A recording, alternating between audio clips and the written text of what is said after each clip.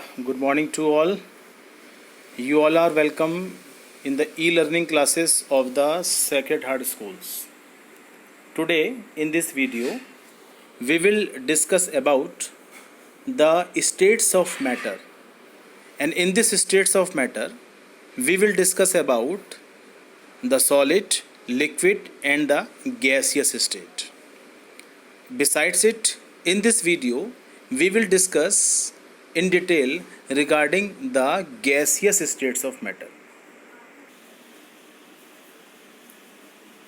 We know very well the matter can be classified in the three main types.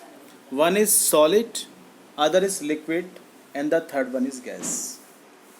The detailed description of the solid state we will discuss in the class 12th in the unit 1, that is the solid state, and the some description of the liquid state we will discuss in the class 12th in the unit 2 solution, and in the detailed description of the gaseous state we have to cover up this year in the form of the gas law. And first of all, the detailed description of the gas law can be summarized in terms of the following laws. The first law known as Boyle's law, second law known as Charles' law, third law known as Hamilton's law, fourth law known as Dalton's law of partial pressure, and these laws are responsible to explain the very important properties of the gaseous state. Clear? And one by one we will discuss all these laws. And first of all, if you want to study these gaseous law, you should know about the important physical property of the gases. The important physical properties of the gases are volume, pressure, temperature, number of atoms of the or molecules of the gases. The volume, the capacity of the container in which the gas is filled, that known as volume. The unit of this volume is liter. On the other hand, what is pressure? The height of the mercury column which is placed at the sea level, that known as pressure, or you can say the force applied on a unit area, that known as pressure. And is the unit of this pressure is atmosphere, and the 1 atmosphere is equal to 1.015 into 10 to the power Newton per meter square. And in term of this atmospheric pressure, 1 atm is equal to 760 mm of mercury column. The third is temperature, the degree of hotness and coldness known as temperature, and which is measured in term of this Kelvin. And the number of atoms or molecule expressed in term of the mole, and 1 mole is equal to Avogadro number, that is 6.022 into 10 to the power 23 atoms or molecule. And to find out the relation among these physical properties, various gaseous laws have been put forward. So one by one in these gaseous law we will discuss about the relation of these physical property, and mainly all the gas laws are responsible to find out the relation of the pressure, volume as well as temperature together.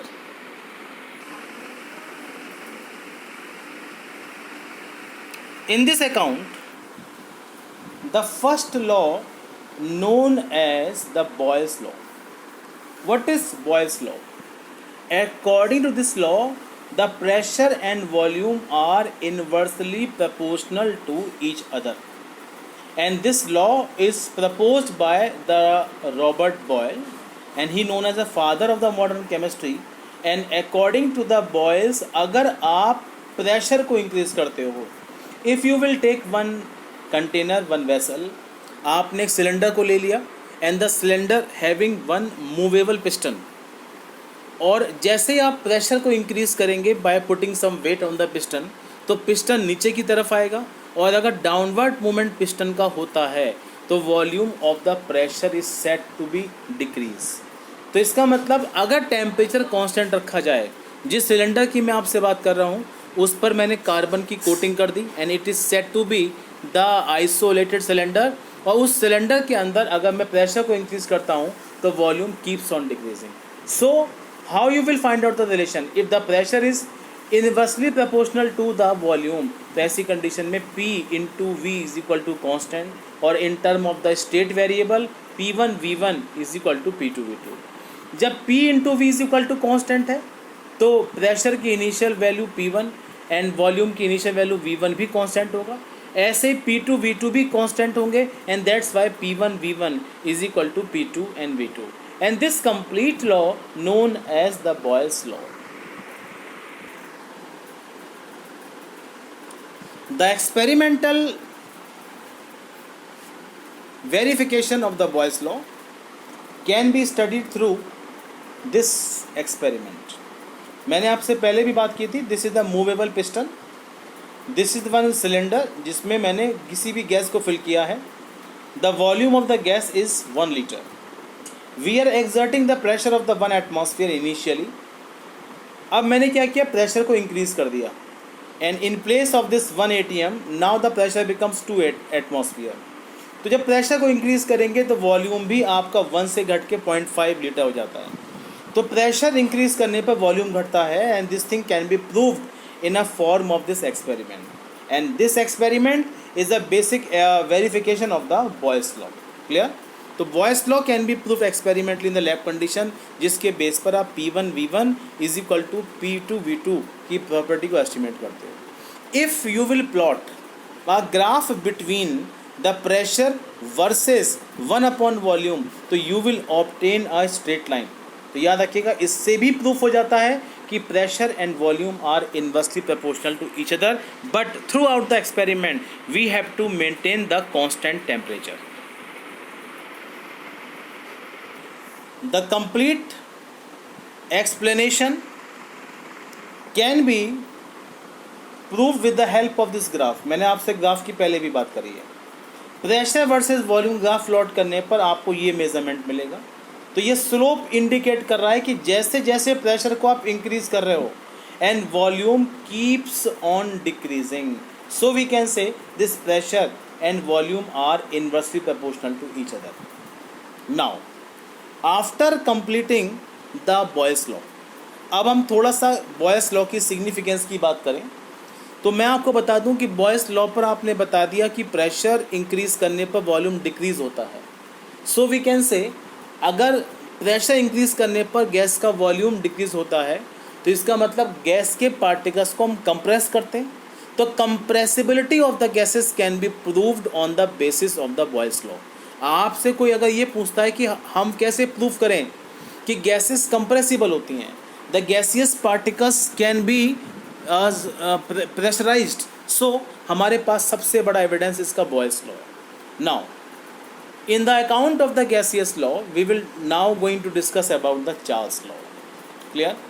Charles law क्या बताता है कि volume is directly proportional to the temperature if the pressure remains constant through out.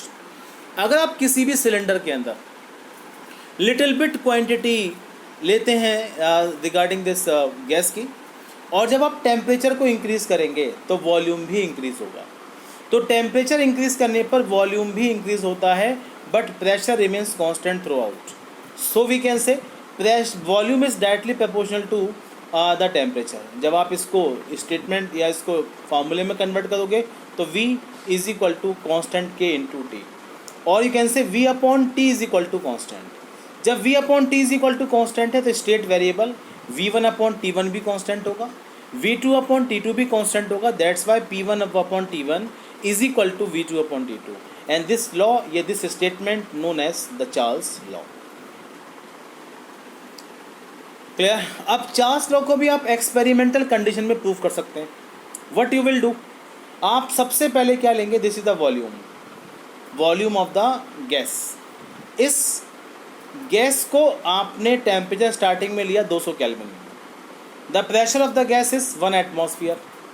अब क्या करा आपने, heat को provide किया. जब आपने इसको हीट किया तो अब टेम्परेचर 400 केल्विन कर दिया, जस्ट डबल कर दिया, तो वॉल्यूम भी बढ़ गया, वो भी 0.5 से कितना हो गया, 1 litre. So on the basis of this experiment we can prove easily and कि दीज लॉ या volume is directly proportional to the temperature. तो वी एंड टी का जो रिलेशन है वो इस एक्सपेरिमेंट से ऑटोमेटिकली प्रूफ हो जाता है। सो we can say V1/T1 is equal to V2/T2। Clear.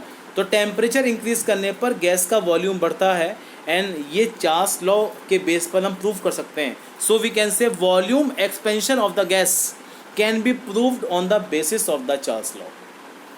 Now graphically this Charles law can be proved if you will plot a graph between volume versus temperature। तो आप देखिए टेम्परेचर पहले minus में लिया और जब आप प्लस में लेंगे तो you will obtain a straight line. Straight line साफ बता रही है कि टेम्परेचर को लगातार इंक्रीज करने पर वॉल्यूम भी लगातार इंक्रीज होता है।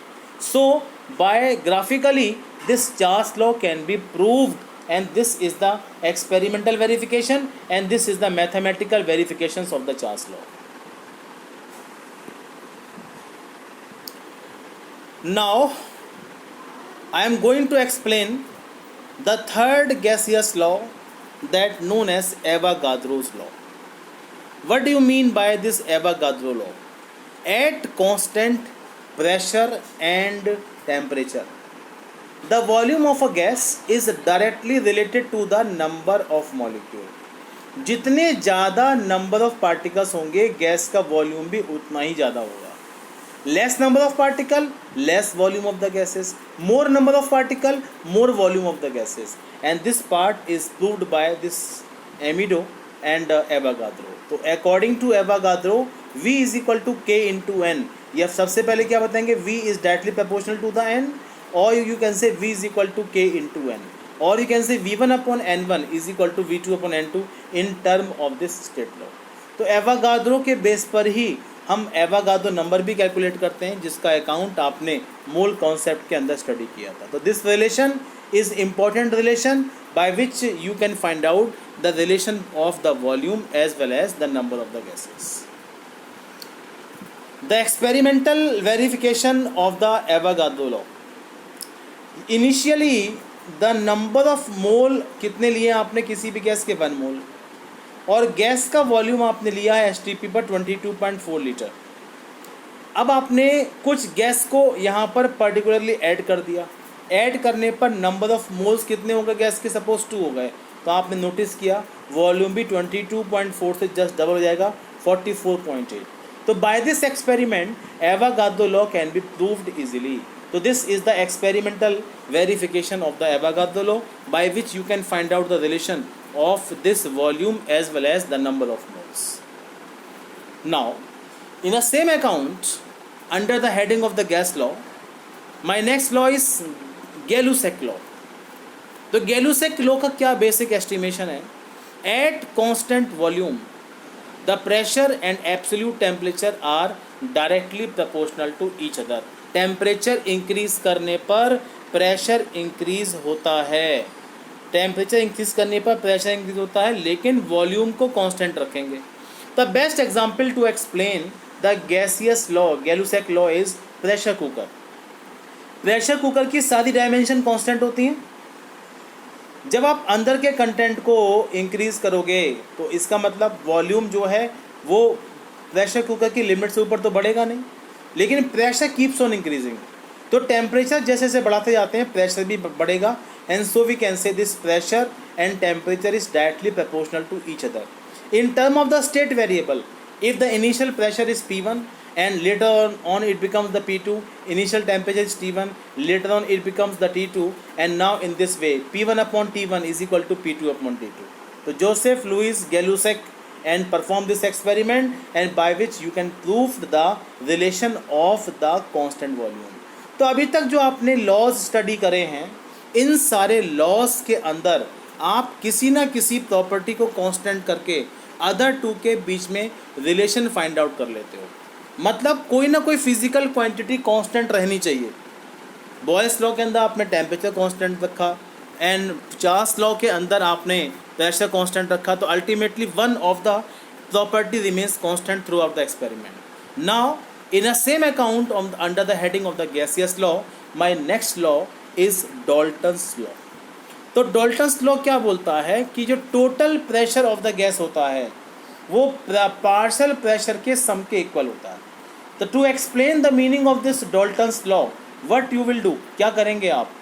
सबसे पहले अगर मैं एयर की बात करता हूँ तो एयर का टोटल प्रेशर होता है 760 mm of Hg, and this quantity of the pressure known as 1 atmospheric pressure. लेकिन एयर के अंदर तो ऑक्सीजन भी है, air comprises the N2 gas, air also having the some quantity of the CO2, air also having the some quantity of the argon gas, and air also having the some quantity of the helium and hydrogen like gases। तो इसका मतलब 760 pressure को create करने में कुछ contribution किसका होगा? N2 gas का। 760 mm 1 एटमॉस्फेयर प्रेशर को कंट्रीब्यूट करने में, मेंटेन करने में कुछ कंट्रीब्यूशन O2 गैस का भी होगा। 760 mm प्रेशर को मेंटेन करने में कुछ कंट्रीब्यूशन आपका CO2 गैस का भी होगा। तो अगर मैं कंट्रीब्यूशन ऑफ N2 गैस को P1 से इंडिकेट करूं, कंट्रीब्यूशन ऑफ O2 गैस को P2 से इंडिकेट करूं, contribution of the CO2 gas को P3 से इंडिकेट करूं, एंड रिमेनिंग गैसेस को भी ऐसे P4 P5 से इंडिकेट करें, तो इन सब का सम जो किसके इक्वल है? हमारी एयर के टोटल प्रेशर के। तो total pressure of any component is always equal to the partial pressure of each component in the gaseous mixture. So the total pressure in a container is the sum of the pressure of each gas would exert its own alone in the container। तो ये आपका Dalton's law है, और इसी Dalton's law के base पर अभी आपको एक आइडियल गैस डेराइव करनी है, this PV is equal to NRT और P is equal to NRT upon V। तो ये जो रिलेशन आपका आइडियल गैस का है, इसके बारे में बहुत जल्दी हम डिटेल में स्टडी करेंगे। तो these are the gaseous law, and these gaseous law play very important role to explain the properties of the various compound। अब यहाँ पर डाल्टन्स लॉ को प्रूव करने के लिए I have perform some experiment. जैसे किसी भी कंटेनर के अंदर जो partial pressure of H2 gas है, what is partial pressure? Total mixture में एक गैस का प्रेशर सपोज कितना है? Suppose 2.9 atmosphere. दूसरे कंटेनर के अंदर अगर आपने एक गैस का प्रेशर लिया है, सपोज ये हीलियम गैस है, and pressure is about 7.2 atmosphere, तो इन दो गैसेस को मिक्स कर दीजिए एक ही कंटेनर के अंदर। तो मिक्स करने पर जो P टोटल है वो 10.1 है। तो ये 10.1 कैसे आया? इन दो के सम से तो आया। तो PH2 7.2 and P helium gas 7.2 sorry, and PH2 is 2.9, तो they will combine together to form the total pressure of this one. तो total pressure of any gas is directly proportional to उनके पार्शियल प्रेशर के sum के equal होती है। तो through this experiment the Dalton's law can also be proved. अब आता है what is vapour pressure? The pressure exerted by the any component in the pure state that known as the vapour pressure. The gases are often collected over water so that the vapor pressure of water must be subtracted from the total pressure। तो जब water evaporate करता है, आपको मालूम ही है, तो when that water evaporate the pressure has a vapor has a pressure, और जो exerting या evaporating आपके गैस वाटर मॉलिक्यूल्स होते हैं जो प्रेशर एक्सर्ट करते हैं, आप उसको वेपर प्रेशर की फॉर्म में जानते हो। इन अदर वर्ड, अगर आप इन प्लेस ऑफ दिस वाटर किसी और कंपोनेंट की बात करें, तो जैसे मैं अगर प्योर स्टेट के अंदर किसी भी सिलेंडर के अंदर एक ही गैस को अगर लेता हूँ प्योर स्टेट के अंदर, तो जो गैस का प्रेशर एक्सर्ट होगा उसको भी आप क्या बोलेंगे? Vapour pressure. And in the coming class 12th you will find out the relation between the vapor pressure as well as the partial pressure in a form of the FM Raoult law। तो Raoult law आप 12th class में study करेंगे, जिसके base पर आप partial pressure और इनके बीच के रिलेशन को फाइंड आउट करोगे। तो in all this law one of the condition remains constant throughout the experiment. तो अब आप जिस प्रॉपर्टी को पढ़ोगे इन द नेक्स्ट कंटेंट जो हमें स्टडी करना है, in that content we will discuss about the hypothetical gas that known as ideal gas. What is ideal gas? The gas in which when we plot the graph between the multiple product of the pressure and volume versus temperature। क्या किया आपने? किसी भी gas के लिए अगर आप एक ग्राफ प्लॉट करते हैं, प्रेशर मेज़र कर लीजिए किसी भी गैस के लिए। For any gas you have to measure the volume, for any gas we have to measure the temperature. then if you will plot a graph between the pressure into volume versus temperature, then you will obtain a straight line. तो P into V versus T जब आप graph plot करेंगे तो आपको straight line मिलेगी. अगर straight line मिल जाती है तो गैस के बेस पे जो रिलेशन निकल के आएगा P V is directly proportional to T. ठीक है. और जब आप इसको समराइज करेंगे तो this P V is equal to constant into T, और you can say P V is equal to R into T. For n moles of the gas तो P V is equal to n R T. तो P V is equal to small n into R into T. तो N यहाँ पर क्या हो जाएगा, number of moles, are यहाँ पर क्या होगा, गैस कांस्टेंट, एंड टी क्या होगा, आपका टेम्परेचर. तो इसको आप क्या बोलते हो बेटा, ideal gas. And majority of the gases के लिए जब आप पी वी वर्सेस टी में ग्राफ प्लॉट करोगे तो वो ग्राफ कभी भी स्ट्रेट लाइन को ऑब्टेन नहीं करता. तो याद रखिएगा, the ideal gas is a imaginary concept, hypothetical concept है. जब आप रियल गैसेस को इन गैसेस से कंपेयर करते हो तो उनके कंपेरिजन से आपको ये मिल जाता है relation that P V is equal to n R T. तो P V is equal to n R T is the relation, and this relation known as the ideal gas. The complete derivation of this ideal gas we will discuss in the next video. ठीक है. Before that what you will do, you have to sort out the assignment given by me, and उन assignment में आपको Charles law, Boyle's law, Hamilton's law, Avogadro law, Gay-Lussac law के and basic numerical content करना है. Okay. तो these gases law are very important for the numerical portion, and these gaseous law के base पर आप gases की properties को you compare कर सकते हो. आप सभी को मालूम है गैस की प्रॉपर्टी में मैंने बता दिया आपको प्रेशर होता है, गैस की प्रॉपर्टी में क्या मिलेगा आपको, वॉल्यूम, गैस की प्रॉपर्टी में मिलेगा टेम्परेचर. तो if you want to correlate these temperature, pressure and volume, तो दीज गैसियस लॉज आपको पढ़ने पड़ेंगे. तो these numerical portion is important from this law. तो do practice of this. In my next video we will discuss about the gaseous law. Okay, we will discuss about the ideal gas, and we will discuss about the real gas, or you can say van der Waals gas. Okay, thank you very much.